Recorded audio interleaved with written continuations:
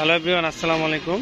আমার এই German shepherd Sidr অসুস্থ, ওর ফুলে গেছে আর কি সাইডটা। তো যার কারণে আমি যে দিনাজপুর প্রাণী সম্পদ অফিসে নিয়ে আসছি। তো স্যার আসতেছে, স্যার এখন দেখবে।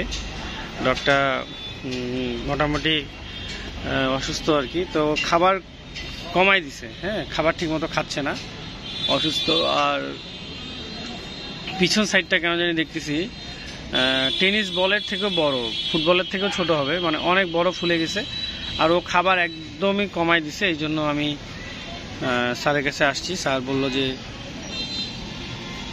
এটা অনেক সময় আঘাত থেকে হয় বা এমনি কোনো, আমার মনে হচ্ছে কোনো ইনফেকশন বা কি, এখন স্যার বলবে।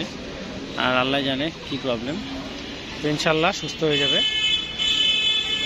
তো আমি আসছি, আমি হচ্ছে এখানে স্যার সুন্দরভাবে একটা পরিবেশ তৈরি করেছেন, খুব ভালো এটা বিষয়টা। বিভিন্ন রোগের, বিভিন্ন ধরনের খামারের, যেমন এটা আমার পোষা প্রাণী ও পাখি চিকিৎসা, খুব সুন্দর। এখানে ট্রেনিং চলতেছে। আমরা এখন স্যার আসলে ডক্টরকে দেখাবো। স্যারের সাথে কথা বললাম, উনি ওষুধগুলো দিলেন। এটা হচ্ছে মেলভেট ব্যথার ওষুধ, 3 মিলি করে চামড়ার নিচে আর কি, একদিন পর পর 2 দিন দিতে হবে। আর সিরাপ বিকোজিন, এটা হচ্ছে 2 চা চামচ করে, সকালে 2 চা চামচ, রাতে 2 চা চামচ, এটা 10 দিন। বিকোজিনটা হচ্ছে আপনার জিঙ্ক, এটা ওর রুচি বৃদ্ধি করবে, ওর বিভিন্ন ধরনের সমস্যা, এবং যেমন আপনার ওর যে আপনার পাতলা পায়খানাও ছিল সেটারও কিন্তু কাজ করবে। এখন নিয়ে যাব আমি। ওকে, ধন্যবাদ। কি অসুস্থ হয়েছ? অসুস্থ হয়েছ তুমি? সিডার অসুস্থ হয়ে গেছ? অসুস্থ, ওর জন্য সকলে দোয়া করবেন। তো সিডারকে এখন নিয়ে যাব, দেখানো হলো উপজেলা প্রাণী সম্পদ ও ভেটেরিনারি হাসপাতাল দিনাজপুর সদর। ধন্যবাদ সবাইকে। এখন চলে যাবো, এখানে আরেকজন ছাগল নিয়ে আসছে, ছাগলের লোম উঠে যাচ্ছে। তো মানুষের বিভিন্ন সমস্যা হলে এখানে নিয়ে আসে পশু পাখি। আপনারা দিনাজপুরে হলে নিয়ে আসতে পারেন, বা অন্যান্য জেলায় হলে আপনারা উপজেলা প্রাণী সম্পদ বা প্রাণী সম্পদ হসপিটাল, জেলা ভেটেরিনারিতে যেতে পারেন। ওকে, থ্যাংক ইউ। চলো যাই আমরা। চলো সিডার আসো, আসো সিডার, আসো আসো আসো, চলো। ও একটু ভালোই অসুস্থ হয়েছে, তো ট্রিটমেন্ট ভালো করে করতে হবে। ওকে, সে এখন ইঞ্জেকশন দিচ্ছি, যেহেতু স্যার যেভাবে দিছে সেভাবে করে দিব। মেলভেট এবং সিরাপটা বিকোজিং, এই যে জিঙ্কটা আমরা খাওয়াবো, এটা আমাদের পশু পাখির জন্য। এটা হচ্ছে কুকুর, বিড়াল, পশু পাখি সব কিছু এটা অনেক ভালো মানে। এই জিঙ্কটা এটা খাওয়াবো। এটা 3 মিলি করে দিতে বলছে, 2 চা চামচ করে দিতে বলছে। আর মেলভেটটা দিতে বলছে হচ্ছে আপনার, সেটাও আমরা দিব। তো এই যে মেলভেট, এটা আমরা এখন চামড়ার নিচে, শিরা এবং আপনার মাংসপেশিতে 3 জায়গাতেই দেওয়া যায়। তো যেহেতু অসুস্থ, তাই আমরা চামড়ার নিচেই দেওয়ার চিন্তা ভাবনা করছি। কারণ যদি আমরা তাকে মাংসে বা শিরাতে দিলে সব থেকে ভালো হতো।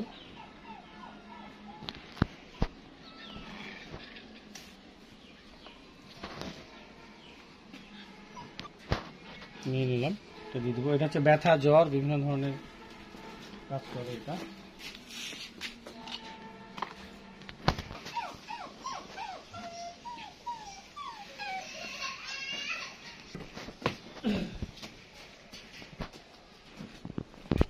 চামড়ার নিচেই দিব, একটু আগে তো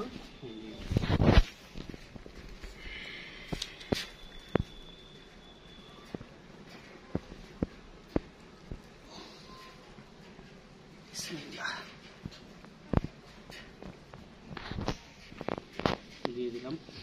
ও অনেক শান্তশিষ্ট, আর খুব ভালো একটি ফ্রেন্ডলি ডগ, কিন্তু অসুস্থ হয়ে পড়ছে হঠাৎ করে। ওর খাবার দাবার অন্যান্য সব কিছুই ঠিক আছে, কিন্তু তুলনামূলক কম খাচ্ছে না, কম খাচ্ছে কম। এটা নিচ্ছি, এটাও খাওয়াই দিচ্ছি। এটা হচ্ছে জিনি, মানে জিঙ্ক। এটার অনেক উপকারিতা রয়েছে। এটা আপনার রুচি বৃদ্ধি করে, ডায়রিয়া বা আপনার অনেক ধরনের উপকার রয়েছে এখানে। এখানে বিস্তারিত লেখা আছে, আপনারা যদি কিছু জানতে চান এখান থেকে পড়ে নেবেন।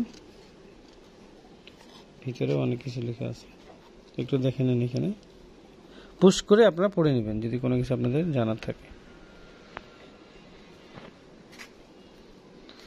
তো আমরা তাকে খাইয়ে দিই। কিরে, হ্যাঁ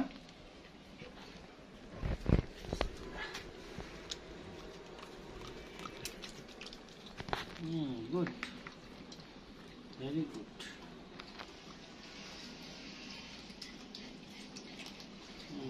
ঠিক আছে, খাচ্ছে, খাওয়ার রুচি ঠিক আছে, কিন্তু কম, রুচিটা কম।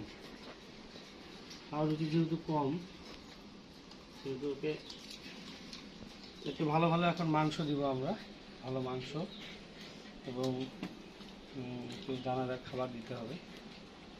ওর রুচিটা একটু আলাদাভাবে ফুটাই তুলতে হবে যাতে সে সুন্দরভাবে খায়। তাদের ভাত অল্প, মাংস দিচ্ছি। এই যে আমরা এইভাবেই খেতে দিই প্রতিদিন। তো মাংসগুলো টুকরা টুকরা করে দেওয়া হয়েছে যাতে সে নিচে ফেলে না দেয়। এই যে এগুলো হচ্ছে পাকিস্তানি মুরগির লেগ পিস এবং মুরগি ভাত। দেখি সে খাচ্ছে কিনা। ডেনিকে বাঁধে দিত, ডেনিকে বাঁধে দিত।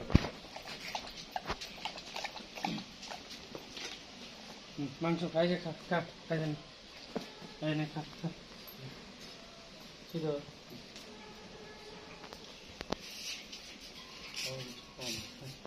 ব্যথায় কাতর হয়েছে।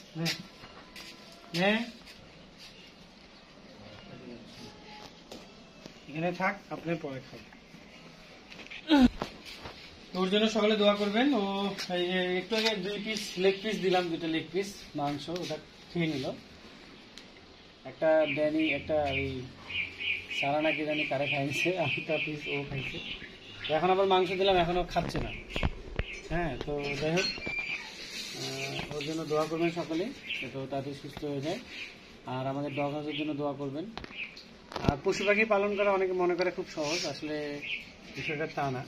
পশু পাখি পালন করলে তাদের সাথে সময় দিতে হবে, তাদের ভালো মন্দ বিষয় বুঝতে হবে, তাদের রোগ বালাই অসুখ বিসুখ এগুলো বুঝতে হবে, তাহলেই পশু পাখি পালন করা সম্ভব। আপনি যে কোনো পশু পাখি পালন করেন না কেন, গরু হোক, ছাগল হোক, হাঁস হোক, মুরগি হোক, কুকুর, বিড়াল, এনিমেলস, মানে যে কোনো পশু পাখিকে আপনাকে আগে তার বিষয়টা সম্পর্কে জানতে হবে, তারপর সেটা আপনাকে পালন করতে হবে। তো আমিও শুরু করছি 1টা 2টা থেকে। আপনারাও যদি খামার করতে চান বা বড় কিছু করেন, 1টা 2টা থেকে শুরু করবেন, তারপর আস্তে আস্তে করে বড় করবেন, নয়তো বা বিপদে পড়তে হবে। ওকে, থ্যাংক ইউ সো মাচ। আল্লাহ হাফেজ। আসসালামু আলাইকুম ওয়া রাহমাতুল্লাহি ওয়া বারাকাতুহু।